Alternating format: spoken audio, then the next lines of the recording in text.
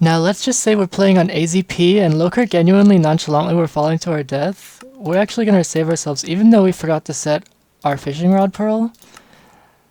Because we have Technologia. Technologia. So this is the main station! I'm going to set this up near spawn. It uses a slimeless, portalless relog chamber.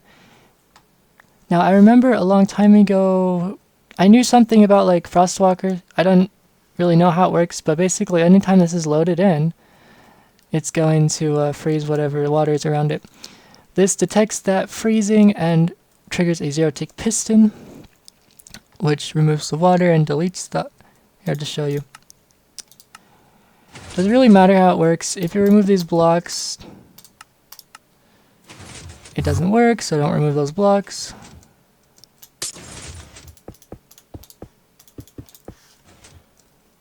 Set this pearl back up. Oh, let's make sure that's set. Oh. All this stuff's gonna be TNT. The point is this whole thing gets destroyed, turns into a giant hole in the ground so that there's nothing. These dispensers pick up the water so you don't have obvious locations where there were bubble columns. You won't be able to see the explosion, but there might be a lag spike. AZP probably won't even send you the entities for the TNT because the entity render distance is kind of low and the render distance is kind of high. This thing is just a pulse extender. Once it gets, it's not loaded in by the pearl, but once it gets loaded in, you'll have about 5-10 seconds before this whole thing nukes itself, turns into Hiroshima. But the problem is you might see that all these lodestones are going to trigger all of these Dancraft Hero wireless redstone copper golem teleporter stasis chambers. Thankfully, this one here that gets destroyed, let's just say the other main station, wow, you just learned about that, gets destroyed. Well, you're going to zip around and then you're going to end up here because this is the only one with a huge ass delay. And thankfully, at all of your preferred destinations, you have 2 of these things and 1 of those lodestones at each one of these. So your portal network will be fully intact and you won't have to fly around the map for 10 hours resetting all your pearls. Just make sure you use totems when you're out and about because your pearls will despawn if you die. So yeah, this thing's pretty simple. This hopper is empty, causes this redstone to turn off. Allows this piston to push, because right now it wants to, but it can't. Moves this redstone block, turns off this line. This line is the only thing keeping this thing turned on. The only thing keeping this thing still here. That's just for maintenance. If you want to reset the thing really fast, make sure to reset it, put everything in this hopper. This is an emergency switch. If you want to hang out here for a while, you shouldn't really need to use it if you're just using it as it intended. Whenever you come here, press this button, check if this thing is fully reset if you've been here recently. If you haven't been here recently, this thing should be fully reset. And it will give you like 5 minutes to do whatever you want here. Choose your lodestone, end up there, and this thing won't explode. Just make sure you always press this button when you come here. All you will need to do is press this button every time and break your lodestone. You don't have to use these levers, so it's really convenient. Yeah, that's the whole thing. Let's do a small demonstration of it blowing up. This thing's running. Say hypothetically, we pressed the button, flew off in our elytra to go to spawn, or we use one of the lodestones. Now, why don't I just use Dancraft Hero's portal stasis chambers to go to spawn? Well, because I'm already at spawn, and I don't have any slime right now, and I don't want to go caving to look for slime, so this is my solution. I'm going to add all the explosive stuff later, but I'm going to have my main lodestone party at spawn. Why? I don't know. I don't really feel like thinking it through. Let's accelerate time to make sure that timer is over, and hopefully I set my pearls, which I think I did.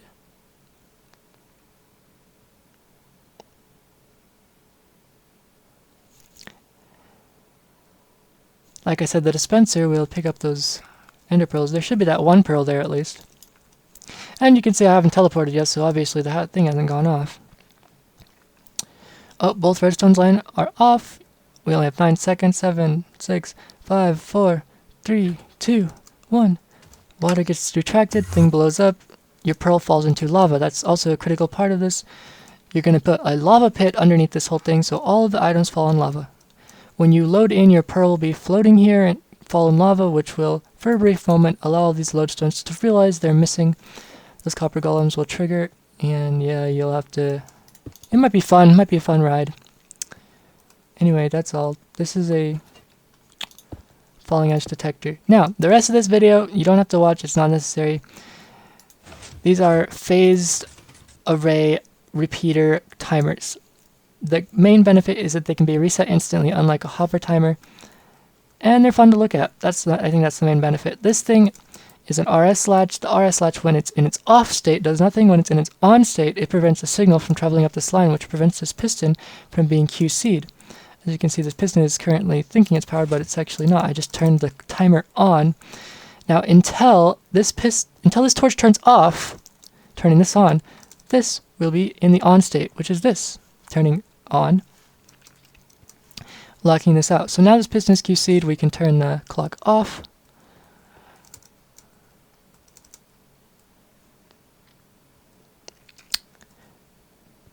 So it won't be able to turn off unless this line is turned on. At least one of these have to be on. But we do have a pulse extender. Every once in a while this thing does turn off. So the point is that if you put multiple pulses in by turning the clock on and off without it being fully on or fully off, those multiple pulses will be able to interact with each other and make this thing go off much earlier. Simple AND gate, simple rising edge detector. Just make sure when you build these, this is on 2 and this is on 1. Or this has one more delay than this side, but you need 2 to make the rising edge detector work. But I don't recommend building these, except for maybe they're kind of fun to look at. Where's the decoder? Where's the timer? The real timer you should build, if you want to do long times, is this thing. It's actually a little bit bulkier, to be honest. So if you want to do a small timer like this, I don't know how long these are, like 6 minutes, 5 minutes, 35 minutes, that kind of range, 4 minutes, 2 minutes, 56 seconds. This is the worst version of this, basically. You can see what it's doing, counting down.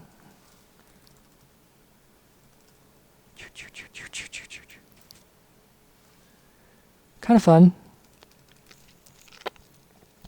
And if you want to get a very specific time, you're going to put decoders on the ends of this right here. I will show you a decoder.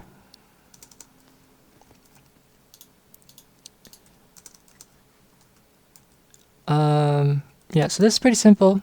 Don't pay attention to this height. This is the center, so we're gonna learn about the left side first. Now, when this is genuinely having a power level of 1, see, when it has a power level of 1, you can see this is 1, obviously, because it transfers the power level through comparators. The most important thing that you'll notice, this is in subtract, this is in subtract. If there was power here, it would turn this thing off, so the signal wouldn't get through. But you can see, obviously, this is 1 2-tick delay, this is only a 1-tick delay. So, as you can imagine, if we didn't have this correcting circuit here, it would still pulse. It does turn off, but it still pulses. And it stays on. It stays on constantly if you have the right signal strength. But we can calibrate the signal strength using a lectern and book. Whatever we want. What do I put it on? 9, so we're going to put it on 10. Yeah, it turns on. But it'll always ding because we don't have this thing set up. And you can see this is pretty simple. If this has any power in it whatsoever, it turns this off, which allows this to turn on. But it has a 2-tick delay, same as this side, which prevents it from, doing its thing. This is my original portal chamber design. I made up a new one later, but I lost it because I lost a bunch of files. But I didn't really lose anything that important. It just has a little bit of extra redstone. And it uses a portal, so it's not that good, but this is a multi-log, so if you have several stations, it will count the number of logins, and there's quite a significant delay for when you teleport. But yeah. And this is just a cool 3x3, the smallest one that exists currently.